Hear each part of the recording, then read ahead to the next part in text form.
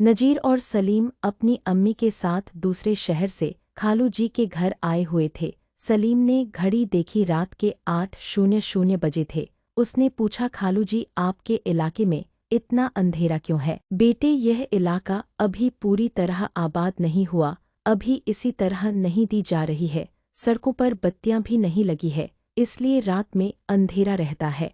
खालू जी ने जवाब दिया। फिर वह कहने लगे, अंधेरे पर मुझे ख्याल आया कि जब कयामत आएगी तो जिन लोगों ने दुनिया में बुरे अमल किए होंगे वह तो अंधेरे में थोक करे खा रहे होंगे, और वहाँ कुछ और ऐसे लोग होंगे जिनके चेहरे और हाथ पांव जगमगा रहे होंगे। यह कौन लोग होंगे? अब्बू जी फरीद ने भी गुफ्तगू में हिस्सा लिया।